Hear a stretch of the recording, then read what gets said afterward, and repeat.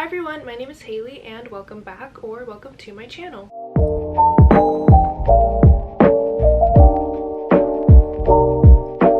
For today's video, I wanted to do my March reading wrap-up. I don't have a lot of physical books that I read this month. I did listen to a lot of audiobooks or read on my Kindle a lot more than physically, so I only have a few to actually show you, and I think I read 9 books this month, which is a pretty good reading month for me, especially because I didn't pick up a single book in January, so I wanted to catch up on things that I was missing out on and looking forward to reading this month. So without further ado, let's just get into it. So the first book I read this month was The Girl Who Fell Beneath the Sea by Axie O. I listened to this on audio and I talked about it in my last video, but I really liked it. I thought the audiobook was really great. The narrator was amazing. The descriptions in the book were really great. Super atmospheric and super magical, which I really loved. It was just nice to kind of listen to and, you know, kind of escape into. It really paints a beautiful picture for you and is just a really fun book all around. So I gave this book 4 stars and I wrote a little blurb on my Goodreads for my review, so let me just read this off. I said, "This book was so atmospheric and honestly had me tearing up at some points. The writing was so beautiful, the emotion was so beautiful, this book is so good. It didn't feel super high stakes just because I figured we would get a happy ending. The found family aspect and the theme of family as a whole was done beautifully." I feel like once you read a lot of YA books, especially fantasy, you can know when there is a conflict, if it's going to get resolved or not. So while there was a conflict in this book, it didn't scare me and I didn't feel super antsy or like anticipate the end because I figured everything would be okay. That was, I think, why I made it a 4 star, just because sometimes books just don't, like, it's really predictable for me sometimes at this point, and there's nothing wrong with that, but that kind of is something that can make a 5 star a 4 star. So yeah, that was the first book I read in March. And then the next book I read in March was called Leave the World Behind by Rumaan Alam. I also listened to this on audio, but it was super short. I think it was only like 8 hours or something, and I listened on 1.65 speed, so a little bit faster than 8 hours. I've never heard anyone talk about this book. I think because of the type of book content I'm absorbing, it doesn't come up, but it is I'm pretty sure it was a Reese's Book Club pick or something like that. Maybe one of the Barnes & Noble picks, I can't remember, but it had the little sticker on it when I was renting the audiobook from Libby. But this is basically about this couple who goes with their family on a vacation, and so they rent out this Airbnb and they're really excited. Like, they don't really go on vacations like this that much. They wanted to just get out of the city. And a couple nights into their trip, this other couple comes to the house claiming that they are the owners and that there is a statewide or nationwide blackout and they don't have anywhere else to go. And that's all I'm gonna say. I really liked this book. I gave it 4 stars. I really kind of like books that are character driven. Like, there's no big plot to this book, and I feel like a lot of reviews I read, people felt a little bit let down because of the plot was more about the characters rather than this thing that's happening outside of the house, and it kind of just put you on edge the whole time because you didn't know who to trust, you didn't know what was going on, and it was just kind of a weird story. But I really like stories like that, and I really like the writing style that this author has. It kind of feels very stream of consciousness, and these characters are super believable because on one hand you have the wife who is like, why are we gonna let these people in? We don't even know who they are and our family is here. And on the other hand, the husband, you know, wants to help people, and I think we would all like to think that we would help someone in a situation like this, but at the end of the day, if you have people that you're looking out for, you really don't know who you can trust. So I liked the dichotomy of the 2 characters together because it shows you, you know, maybe the devil and the angel, like what you would want to do but what you actually do, and just like the dynamic of everyone in the house and not really knowing what's going on outside was really good. I really liked it. Let me see if there's anything in my review that I missed. I listened to this book on audio and whoever narrated it did such a good job. I think this book is probably better listened to rather than read because the writing style is phenomenal. We follow a family who rents a house for vacation, and then the people who own it show up because there's been a blackout. We see how this close proximity affects all of them in different ways and what the end of the world might seem like. It's not your typical like end of the world story because it's not really about the outside world, it's about how people act in that instance, which I really liked. So 4 stars for that one. And then the next book I read in March was The Woman in Cabin 10 by Ruth Ware. This was actually the first Ruth Ware book I ever read or listened to, and I was really excited because I've seen a lot of her stuff get pretty hyped up, but I think I was a little bit disappointed. I still did give it a 3.5 star because I don't really know how to rate thrillers yet because I don't read a lot of them, but I did struggle with my rating a little bit and I think I left it at a 3.5. I didn't think it was my favorite. I didn't think it was the worst. I think it's a pretty good thriller to start out with. Kind of just felt like a whodunit type of story. I do like that it was taken place on a boat because that's pretty scary if there's like some murder on the loose and you're stuck on this boat in the middle of the ocean. Like there's nothing you can do about it. But I don't know. I feel like it kind of was a little bit predictable and it was just like okay. The writing is great. The characters are,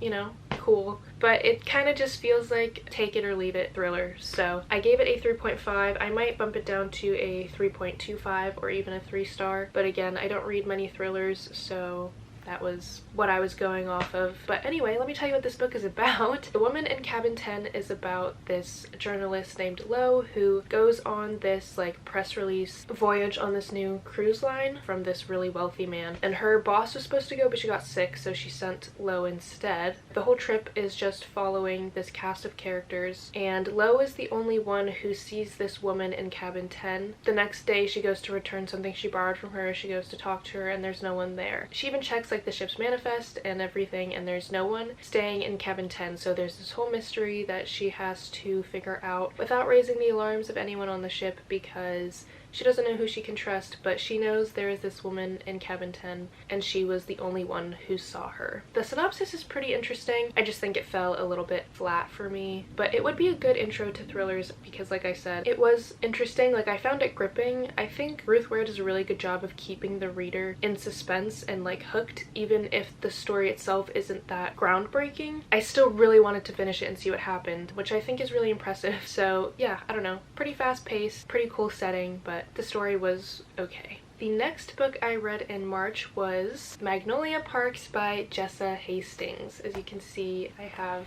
marked it up and everything like that. I gave this a 4 star and all I put in my review was I'm not okay. I probably would bump it up to a 4.5. I don't even know what to say. I'm sure you've all heard of this, but this book is about our main characters, Magnolia Parks and BJ, who are exes, but they still love each other, and so they fall into very destructive and abusive patterns with like seeing other people just to make the other person jealous and hurting each other emotionally even though they just want to be together. And it's just a whole bunch of drama between them and their friends, and they are high society London socialites, so they're all super rich and it's just a mess, but it's like a really entertaining mess. And I usually hate toxic relationships because I find sometimes authors write a toxic relationship but romanticize it, and I feel like this one, the characters are super hyper aware of how damaging their relationship really is, and they try to tell themselves it's not healthy.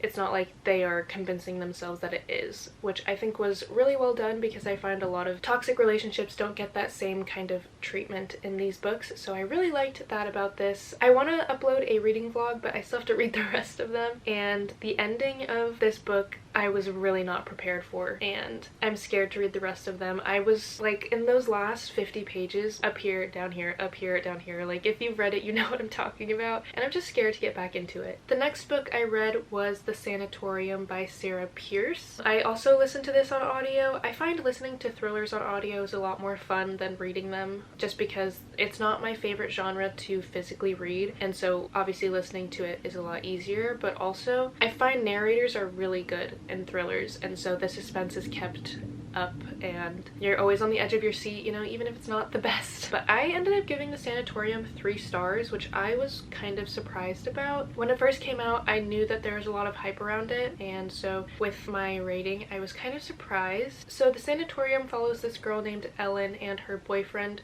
who go up into the Swiss Alps and stay at this hotel where her brother is getting married, and so she hasn't seen him in a long time. They don't really have a great relationship, and he's engaged to her old childhood best friend. And so, you know, there's a lot of tension between the family, and she doesn't really want to be there. As she's there, some people start to die. So She is also a police detective, but she's on leave because a case that she had done previously messed her up pretty bad. And so she doesn't know how to navigate this environment as a police officer that is not really on duty. And again, you're kind of stuck in this place because you're high up in the mountains. There is a big storm coming. There's nowhere you can go. You don't know who to trust. There's also like this underlying story of the location of the hotel was a sanatorium, obviously. And so people were really against the development company from changing it from a sanatorium to a hotel. So there is also some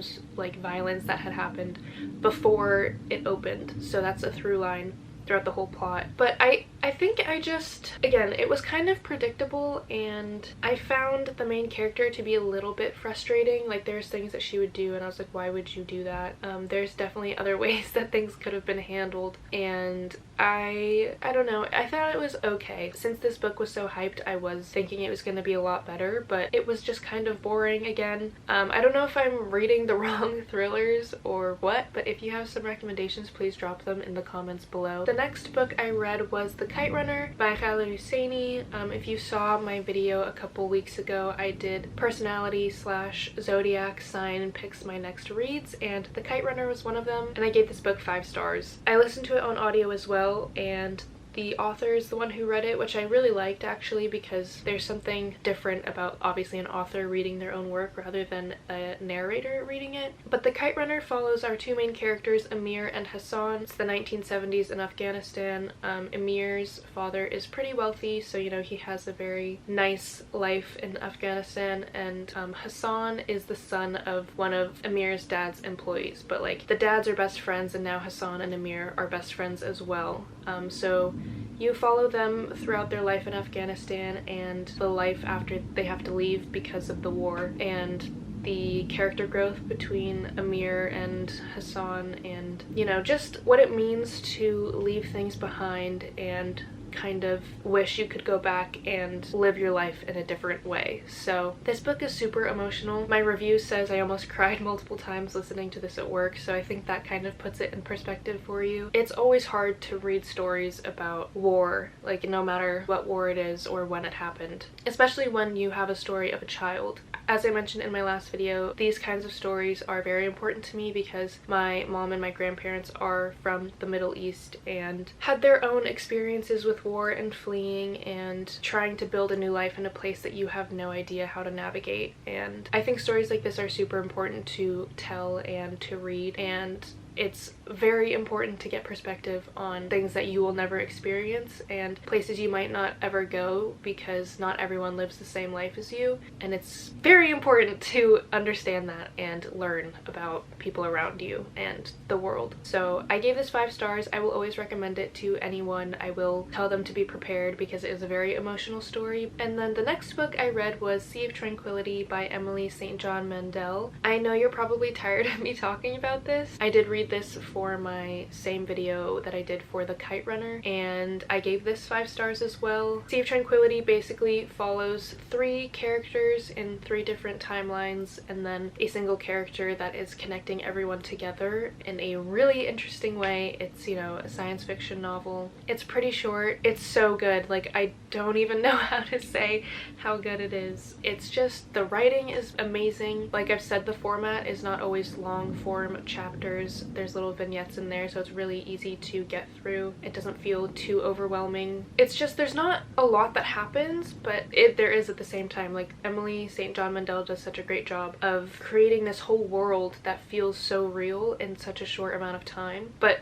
it's not rushed. Like, everything starts and ends exactly how it should, even though there's not a lot of book. And especially to do that with 4 different characters, where you can't spend as much time fleshing them out as you would if it was a single character in a book, which is just such great writing style. I really loved this book. If you enjoy sci-fi and you're trying to branch into the genre, I would definitely recommend this. It's not super heavy on the science, so I would definitely recommend this as your venture into science fiction. And this book was just amazing. I don't even know what else to say.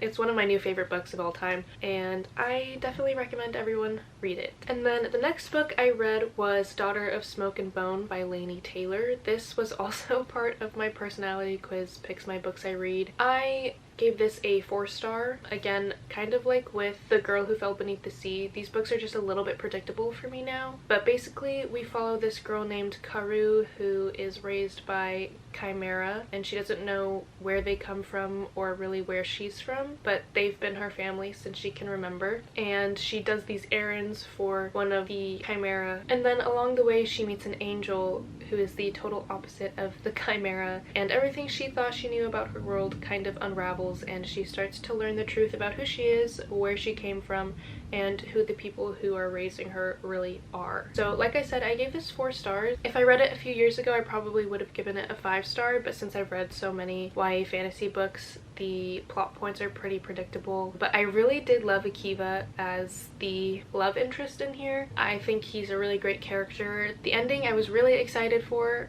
It sets up the next book really well. I'm so curious to see what happens next, and I would recommend it as a entrance into YA fantasy. So 4 stars for this one. And then the last book I read in March was another thriller. It was In a Dark, Dark Wood by Ruth Ware. I ended up giving this 3.5 stars as well. I listened to this on audio as well, and again, Ruth Ware does a great job of keeping you entertained and hooked. Even if the story's not your favorite, I was really wanting to know what was going to happen in this book, and she kept me on my toes. So props to Ruth for being able to do that. But basically, our main character's name is Lenora, and she gets invited to a bachelorette party for her long-lost childhood best friend. They had a falling out, I guess, and so she hasn't talked to her in like 10 years, but she gets invited to her bachelorette party, and she ends up going because she makes a pact with her other friend. If you go, I'll go. So they both end up going. It's in this cabin that is owned by one of the guests' aunts, and so they're all staying there for the weekend, and things are not as they seem. What is supposed to be a fun bachelorette party turns into a not so fun weekend. I don't know, I don't want to say too much.